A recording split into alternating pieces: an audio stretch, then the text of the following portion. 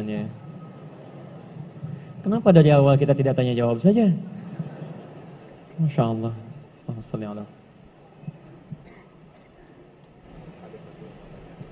Saya mulai dari yang diketik dulu ya. Ini sudah niat betul bertanya. Masya Allah. Allahumma shalli ala Muhammad.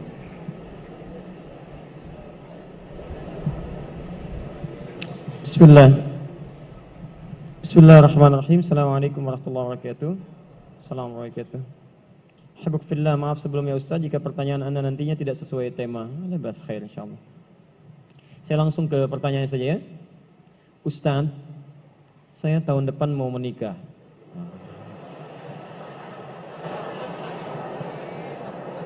Masya Allah. Selalu ada begini. Dengan seorang akhwat. Pasti seorang akhwat, gak mungkin ikhwan. Gak mungkin. Kalau seorang ikhwan ada yang salah dalam diri antum ya. Baik, Quran surah ke-49 ayat 13. Ya ayyuhan nasu inna khalaqnakum min dzakarin wa untha. Hei manusia, kami ciptakan kalian pasangannya laki-laki dengan perempuan. Ya, laki-laki disebut dengan ikhwan, perempuan disebut dengan akhwat. Jadi kalau antum ikhwat pasti pasangannya akhwat ya. Allah menciptakan Adam dengan Hawa, bukan Adam dengan Adam, ya, ini beda. Baik. Orang tua sudah setuju, alhamdulillah. Qadar Allah beberapa hari lalu, ia memberi kabar bahwa ia sudah menerima lamaran ikhwan lain. Masya Allah. Baik, nasib. Padahal Ana sudah sabar menunggu dia selama 4 tahun. Masya Allah. Baik, luar biasa. Kita sudah capek-capek hampir 2 jam mendapatkan cahaya, antum jadi meredup lagi. Masya Allah. Saya sabar menunggu dia selama 4 tahun tanpa komunikasi. Ini masalahnya. Beri saya nasihat Ustadz agar saya bisa melupakan dia, agar Ana bisa fokus kembali. Allahu Akbar. Agar saya bisa fokus kembali menghafal Al-Quran dan hadis. Ini ujiannya. Jadi pertanyaan saya, antum pengen menghafal Quran dan hadis atau pengen menikah? Baik. Quran surah ke-57 Al-Hadid ayat ke-22. Quran surah ke-2 Al-Baqarah ayat 286. Quran surah ke-3 Ali Imran ayat 142, posisi paling kiri sebelah atas. Taib. Saya mulai dari Quran surah Al-Hadid surah 57 ayat 22. Ma asaba min musibatin. Tidak pernah ditetapkan satu kejadian. Awas hati-hati. Di bumi fil ardi wala fi anfusikum, atau menimpa dirimu, illa fi kitabin min qabli an nabraha, kecuali semua itu telah tertuliskan di dalam kitab sebelum semuanya nampak dalam kehidupan. Ayat ini ingin memberikan gambaran bahwa semua kejadian-kejadian yang terjadi di muka bumi ini, termasuk dalam terkait aktivitas kita, termasuk dalam pencarian jodoh kita, semuanya telah tertuliskan, diatur oleh Allah Subhanahu wa taala. Singkatnya, semua ada dalam aturan Allah.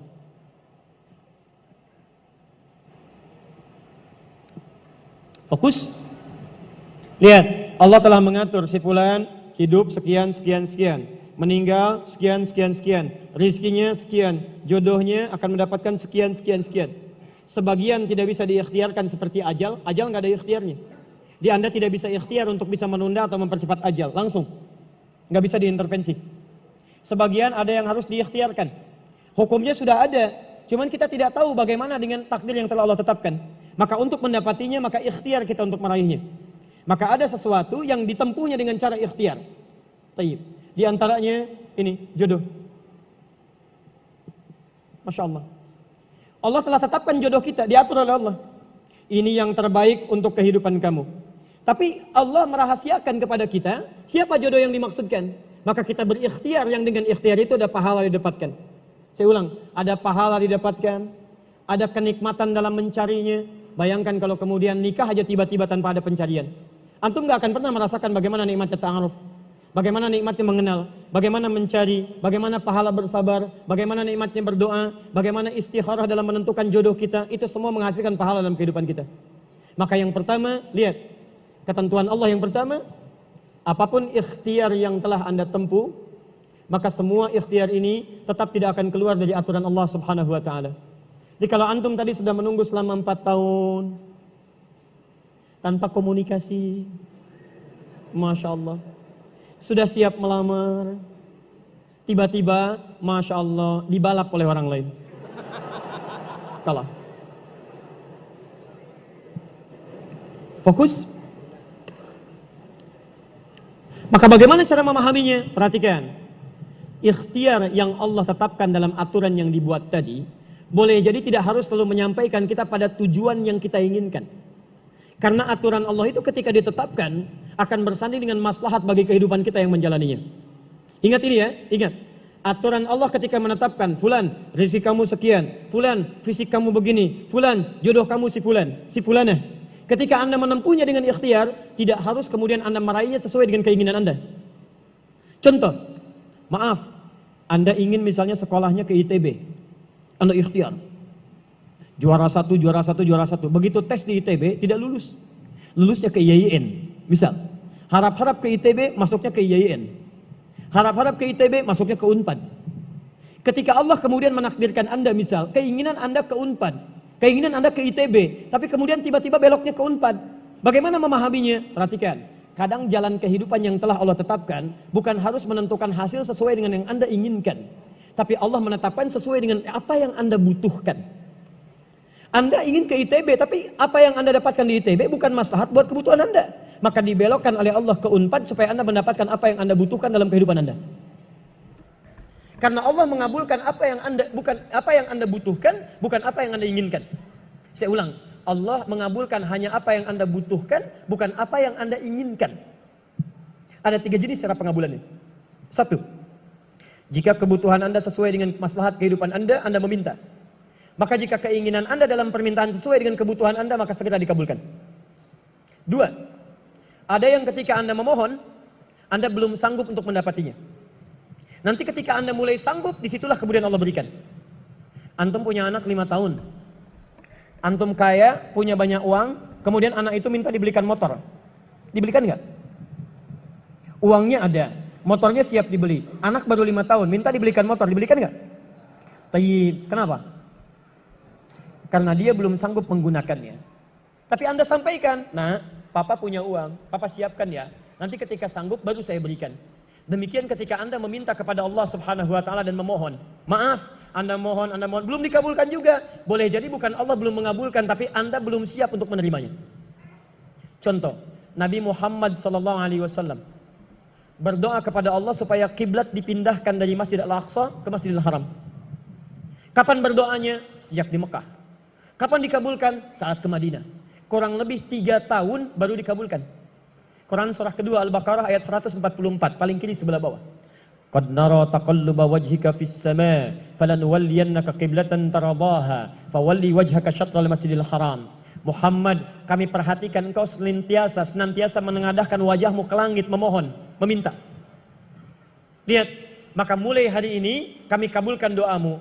Mulai palingkan kiblatnya dari Masjidil Aqsa ke arah Al-Masjidil Haram. Berapa lama Nabi berdoa? 3 tahun. Nabi Muhammad SAW berdoa 3 tahun baru dikabulkan oleh Allah.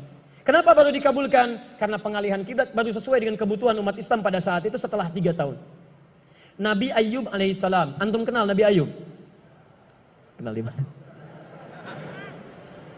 Kadang-kadang kenal Nabi Ayub. Luar biasa. Tadi malam di Dumai ada yang kenal Korun. Bulan lalu di Lampung ada yang kenal Fir'aun. Masya Allah. Di Pekanbaru kenal Nabi Ayub. Luar biasa. Siapa sebetulnya? Nabi Ayub itu diuji dengan penyakit luar biasa. Maaf, tadinya kaya, punya istri yang sangat cantik, anaknya 12. Hari yang bersamaan, hari pertama, maaf, diuji dengan harta semua habis. 1 hari. Hari kedua, anak semua meninggal. Hari ketiga, diuji dengan penyakit. Yang penyakitnya tidak akan pernah dialami orang setelahnya. Tidak juga dialami orang sebelumnya. Berapa diuji? 20 tahun. Beliau diuji 20 tahun. Apakah mengeluh? Tidak. Kata istrinya, kalau bahasa kita, papa kan Nabi. Angkat tangan papa, mohon kepada Allah. Mintakan sembuh aja, sembuh. Apa jawab Ayub? Berapa lama kita sehat dan senang? Kata istrinya, Masya Allah 20 tahun. Berapa lama kita diuji begini? 7 tahun. Kata Ayub, nanti saja. Kalau usia ujian sakit sama dengan ujian sehat, sama-sama 20 tahun, baru saya memohon kepada Allah Subhanahu wa Ta'ala. Anda bisa bayangkan Nabi Ayub, Nabi, Rasul, dekat dengan Allah, jaminannya surga, surga tingkat tinggi, diberikan ujian 20 tahun, beliau bersabar dan tetap ibadah. Antum, Masya Allah, mahasiswa, baru semester 5, bukan Nabi, bukan Rasul, surga belum jelas, amalan masih berantakan, hisab masih menegangkan, surga belum ada jaminan, baru 4 tahun.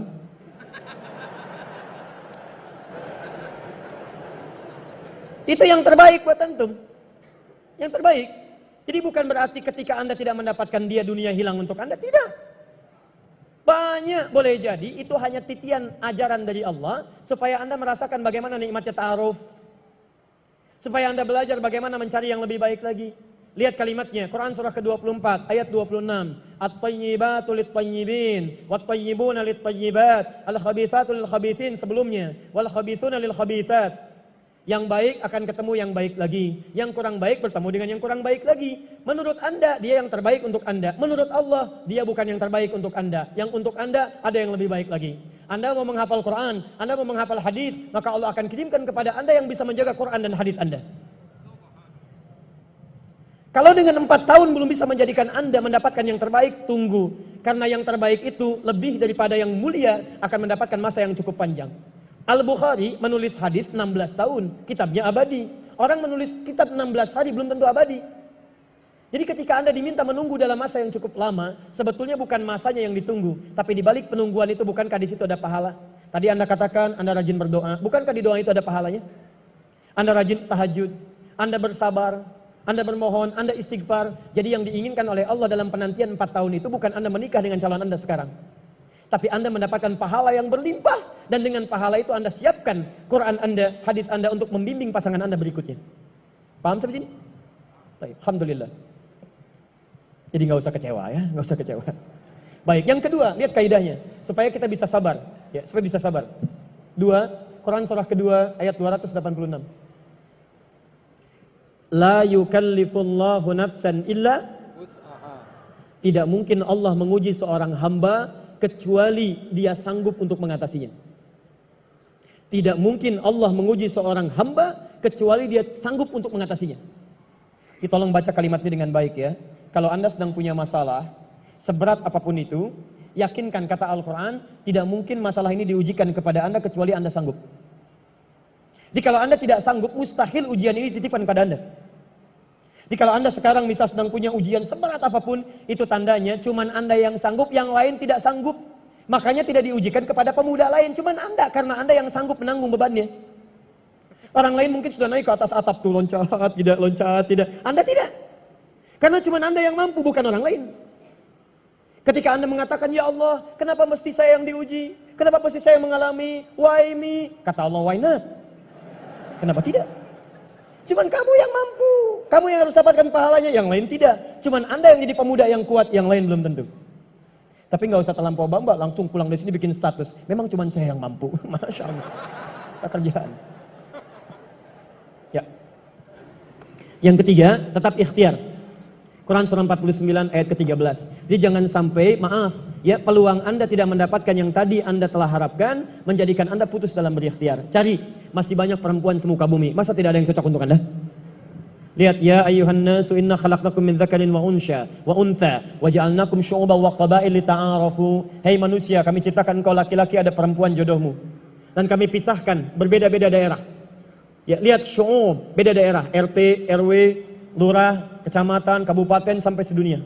Kalau nggak ketemu di satu RT, cari satu RW ya. Yang nanya tadi. Kalau tidak ada satu RW, cari satu kampung. Masa nggak ada yang ketemu? Boleh menikah dengan perempuan sekampung? Tidak. Masa sekampung mau dinikahi? Tidak. Batas paling maksimal 4. Sekampung tidak, pilih satu dari sekampung. Sekampung mau dinikahi, Masya Allah. Silahkan cari ya. Anda tadi masih kuliah kan? Silahkan cari. Barangkali ketemu di kampus ya. Boleh menikah dengan seorang anak yang sedang kuliah? Tidak sedang kuliah masa dinikahi, pulang dulu dari situ ya. Pulang dari kampus, baik-baik di rumah baru nikah. Ini di kampus mau dinikahi. Ya. Cari silakan. Gak ketemu misalnya, mohon maaf ya, satu kecamatan kabupaten. Gak ketemu beda provinsi. Anda orang Riau, mungkin jodoh Anda ada di Jawa. Cari, ta'aruf. Gak ada di Jawa, ada di Sumatera. Gak ada Sumatera, ada di Papua. Luas. Indonesia terbentang 5.200.000 kilometer persegi luasnya. Kata Ahmad Mansur Suryanegara, pakar sejarah, dalam bukunya Api Sejarah, halaman ke-19, paragraf yang kedua, baris 1 sampai 3, paling kanan sebelah atas.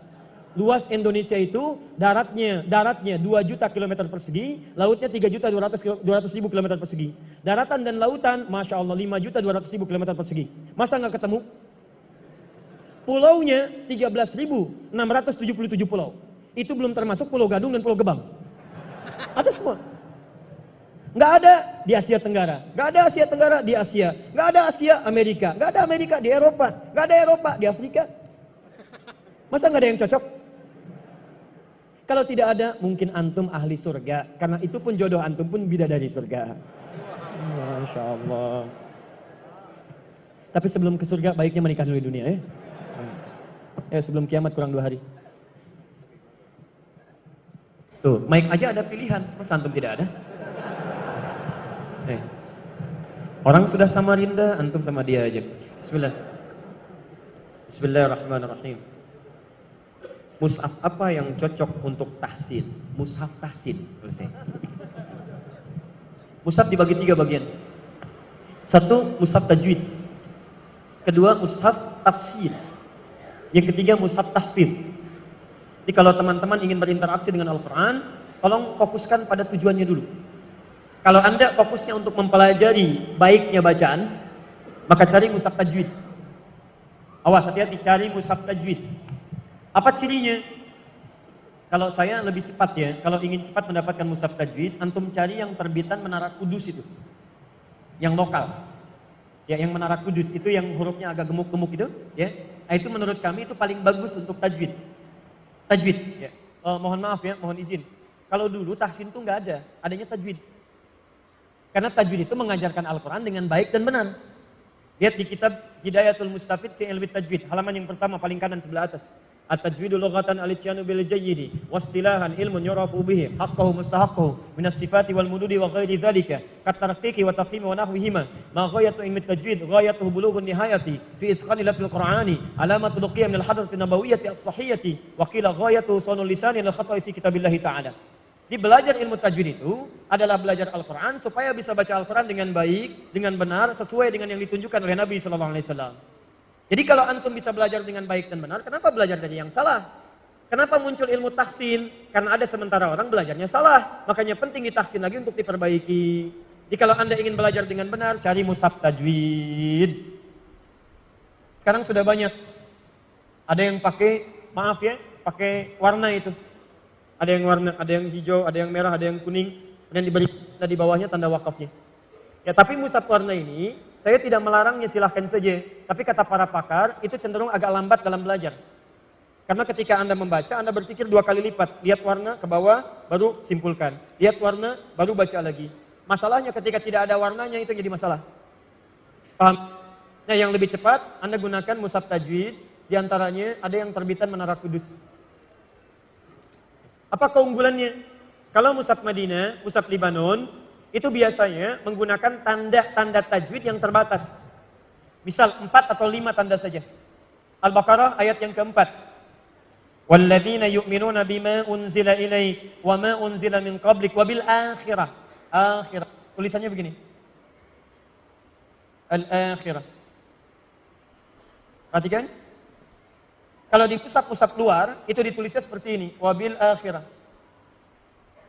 Nah, orang yang tidak pernah baca Quran sebelumnya, dia akan melihat kalau harakat fathah seperti ini, bukan fathah tegak, itu bacaannya pendek, nggak ada madnya. Maka dia akan baca keliru. Wabil akhirati hum yuqinun. Karena itu di sebagian tanda ada yang diberikan tanda begini lagi. Ya. Nah, orang-orang di Arab kenapa tidak menggunakan tanda seperti ini, langsung seperti ini? Karena mereka terbiasa mendengar Al-Quran. Karena terbiasa mendengarkan, maka tanda-tanda tajwidnya dicukupkan pada tanda-tanda yang umum saja. Nah, mushaf Menara Kudus itu memberikan tanda sampai spesifiknya. Jadi kalau ada yang seperti ini, langsung tandanya menggunakan bentuk seperti ini. Sehingga dibacanya ketahuan 2 harakat. Kalau ada misalnya huruf H begini, diberikan tanda waw di sininya. Supaya diketahui bahwa panjangnya bisa dibaca panjang 2 harakat. Paham sampai sini? Baik. Yang kedua ada mushaf tafsir. Ya, mushaf tafsir. Kadang-kadang dipecah. Ada yang potongan-potongan. Ada yang misalnya yang terjemahan. Ada yang sampingnya ada asbabun nuzul, asbabul wurud dan sebagainya. Itu mushaf tafsir.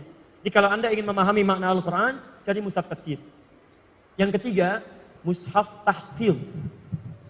Untuk menghafal. Saya ulang, mushaf tahfidz untuk menghafal Al-Quran. Ciri paling gampangnya, cari oleh Anda mushaf-mushaf yang sampingnya itu suka ada ayat potongan pojok. Ya, misal, Alif Lam Mim, Dzalikal kitabu la raiba fi hudan lil muttaqin. Sampingnya ditulis dzalika. Alladzina walladzina. Itu disebut dengan mushaf tahfidz. Nanti insyaallah kalau yang kami sudah dicetak lagi, nanti insyaallah kalau ada kuotanya kita coba bagikan. Mudah-mudahan nanti antum bisa mendapatkan dan belajar dari situ. Ya, dan kita tidak jual. Itu hanya untuk dibagikan saja untuk mushaf belajar menghafal Al-Quran. Saya mau tanya sebentar. Mau hafal Quran? Mau. Saya ulang, mau hafal Quran? Mau. Yang mau boleh angkat tangan? Alhamdulillah. Saya kasih contoh cepat ya. Masih ada waktu? Masih. Wah, baik. Sebentar.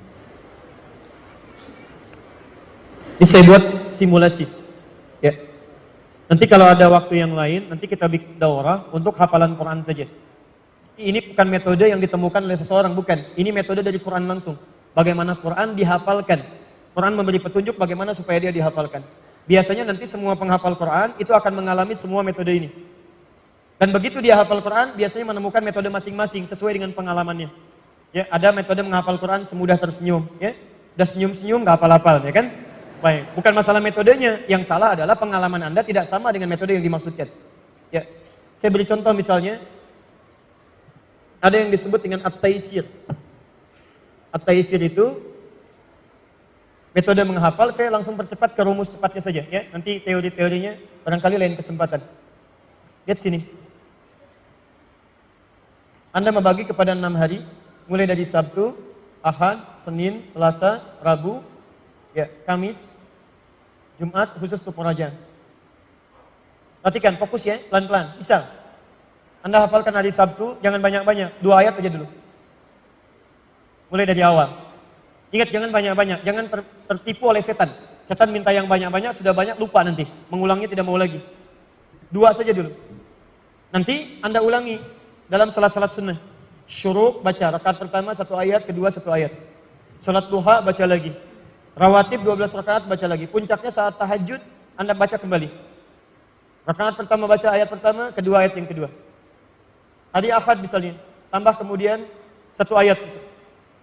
2 tambah 1 berapa? 3. Baik, dari 3 ini misal, baca rakaat pertama 2 ayat, rakaat kedua 1 ayat. Jadi berapa? 3 ayat. Baik, selanjutnya Selasa misal, Anda tambahkan lagi, 2 ayat lagi. Berapa? 5. Rakaat pertama 3 ayat, kedua 2 ayat. Rabu misalnya, tambah 2 ayat lagi. Berapa? 7, misal 7. Rakaat pertama 4, kedua 3. Tapi untuk Kamis, misal, oh ini Selasa, Rabu istirahat dulu. Jangan dulu baca. Anda ulangi aja, ulangi sampai itqan. Itqan itu kalau saya sampaikan, semudah Anda membaca Al-Fatihah. Kalau dibolak-balik bisa hafal. Setelah Malik, Iyyaka na'budu. Setelah Bismillahirrahmanirrahim.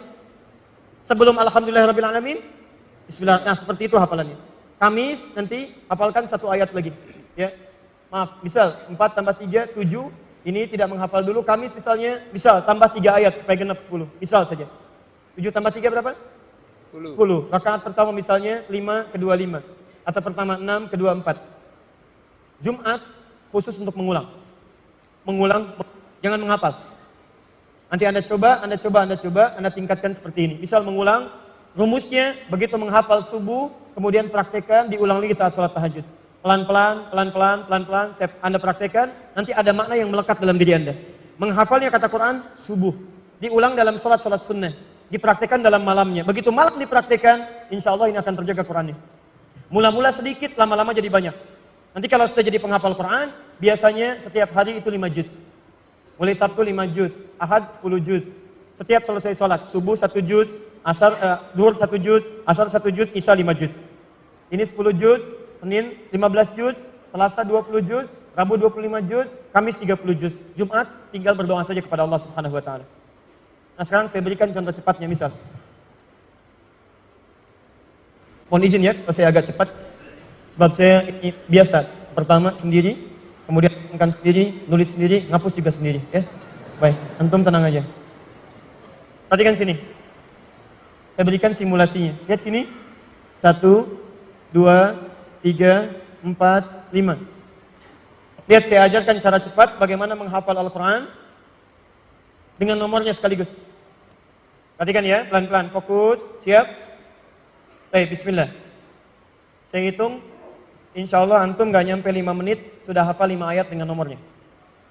Baik, saya mulai dari sekarang. Lihat sini, saya terangkan dulu, baru saya mulai cara menghafalnya. Saya tuliskan, ini alif lam mim, misal. Dzalikal kitabu la raiba fi, saya potong dzalika. Ayat 3-nya, alladzina yu'minuna bil ghaib, saya tuliskan alladzina. Ayat 4, walladzina yu'minuna bima unzila ilaik, saya tuliskan walladzina.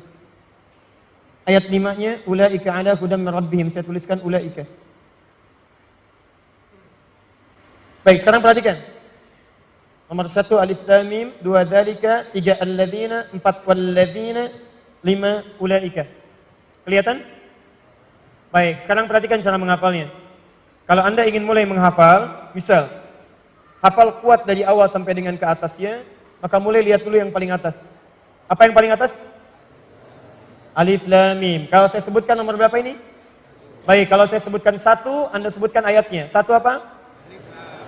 Baik, sekarang perhatikan. Kalau saya sebutkan ini 1, alif lam mim. Kemudian lihat yang selanjutnya, paling bawah, 5. Apa 5? Baik, 1 apa? 5 apa? Nah, sekarang lihat. Berarti kalau ada di antara ini, itu yang pertengahan. Anda hafal awalnya, Anda hafal ujungnya. Berarti pertengahannya itu 2, 3, atau 4. Sekarang perhatikan yang mirip-mirip. 1 apa? 5 apa? Sekarang perhatikan. 3 dengan 4. 3, alladzina. 3? 3? 4, tinggal pakai wawu. Walladzina. 4 apa? Baik, 3 apa? Tinggal 2, dzalika. Baik, ulangi. 1 apa? 5 apa? 3 apa? 4 apa? Baik, 2 apa? Baik. Menghadap ke sana. Bismillah. Bismillahirrahmanirrahim. 1. Alif lam mim. 5. Ulaika 3. alladzina 2. dzalika 4. walladzina. Gak nyampe semenit. Saya hapus dulu ya. Namanya siapa saya? Syekh Rashid. Syekh Rashid. Hafal Al-Quran? Insyaallah 30 juz. 30 juz. Baik. Sudah, gak usah ditanya. Alhamdulillah. Baik, untuk Syekh Rashid kami insya Allah berikan hadiah 5 juta untuk Syekh Rashid insya Allah. Baik, jazakumullah khair. Nanti kita transferkan ya. Baik, antum yang belum hafal, lihat fokus ini, saya tunjukkan.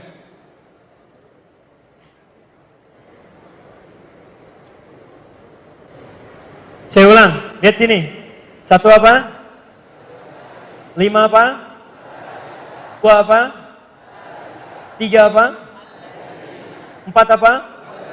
Perhatikan, ketika semua huruf-huruf itu ada dalam benak kita, maka ketika Anda melihat huruf pun yang muncul itu Al-Quran.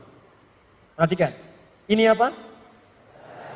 Bukan, ini kosong, nggak ada apa-apanya. 2. Jadi begitu Anda terbayang huruf, yang terbayang Quran. Jadi begitu disampaikan, ingatnya Quran. Masya Allah, Ustaz tinggal di mana? Di Bekasi. Nomor berapa? Nomor 6. Innal ladzina kafaru. Masya Allah. Ustaz, anaknya berapa? Dzalikal kitabul la raiba fihi. Istri berapa? Alif lam mim.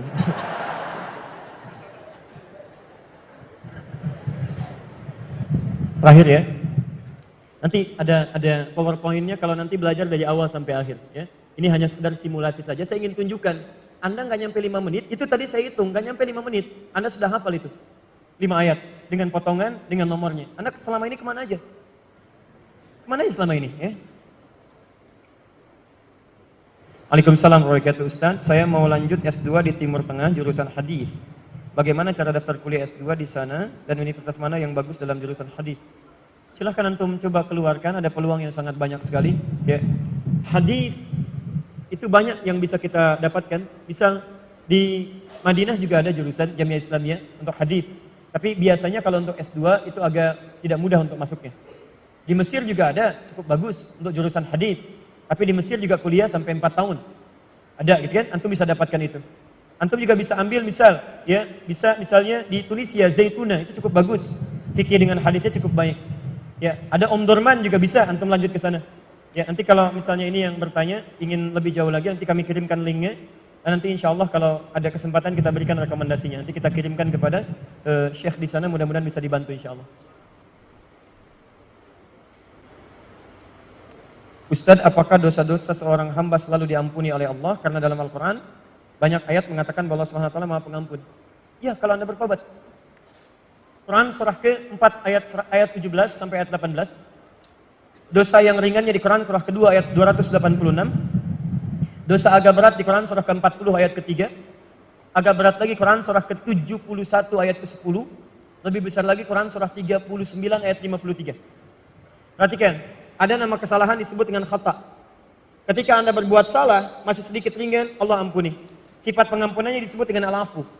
Al-Baqarah Quran surah 2 ayat 286. Rabbana la tu'akhidna in nasina au akhtana. Ketika Anda memohon ampunan, disampaikan dengan kalimat al-afu.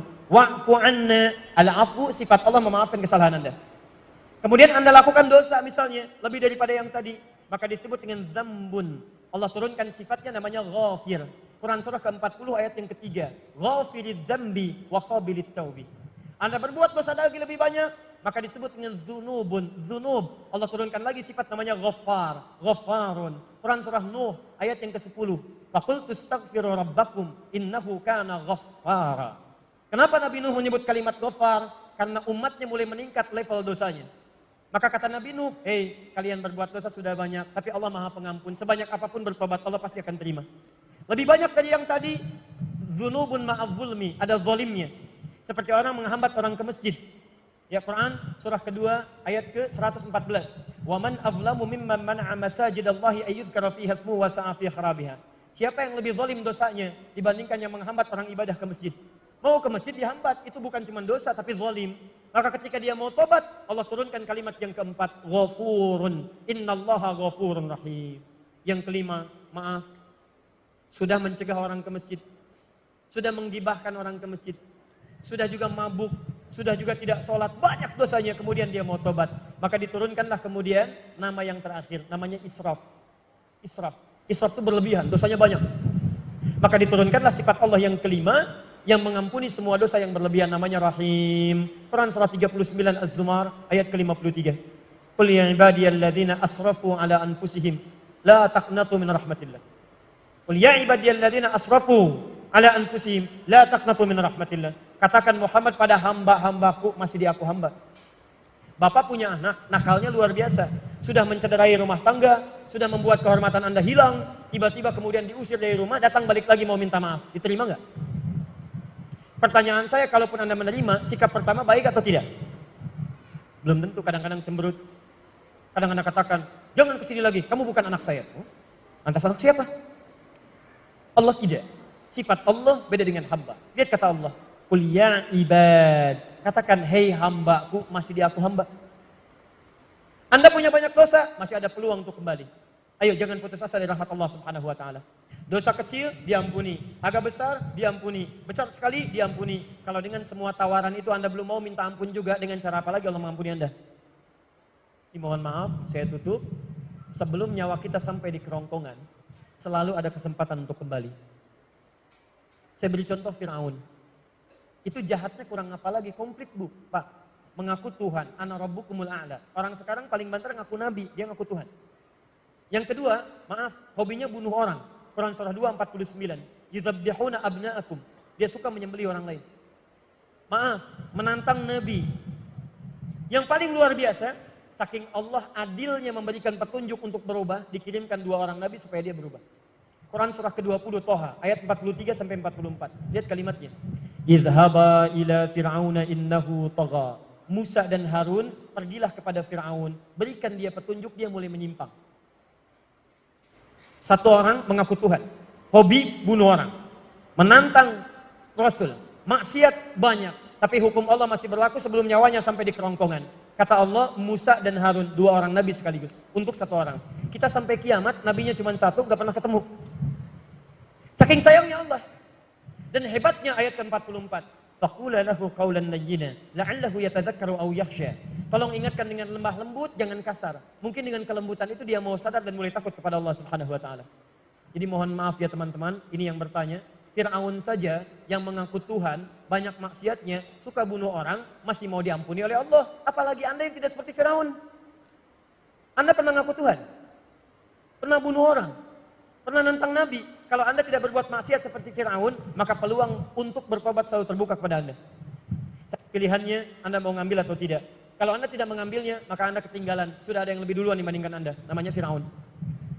Karena itu bertakwalah kepada Allah Subhanahu wa taala. Saya kira kita cukupkan dulu untuk pertemuan kita hari ini. Mudah-mudahan dalam apa yang kami sampaikan ada kebaikan-kebaikan yang didapatkan. Saya mau simpulkan dulu satu. Tidaklah masjid ini dinamakan dengan An-Nur kecuali kita diharapkan punya cahaya-cahaya kebaikan yang membimbing kehidupan kita. Maka saya mohon setiap antum datang ke masjid ini atau di masjid manapun, tunaikan sholat dengan baik. Cari waktu untuk mempelajari Al-Quran dengan baik. Yang ketiga, mohon maaf, cari guru yang baik yang mengajarkan kedekatan kita dengan Allah. Selanjutnya, semua itu butuh proses untuk kita berubah lebih dekat dengan Allah Subhanahu wa taala. Maka dalam proses itu, nikmati, sabar dalam kita belajar. Dengan kesabaran itu insya Allah pahala akan diberi semuanya. Saya kira itu yang bisa kami sampaikan.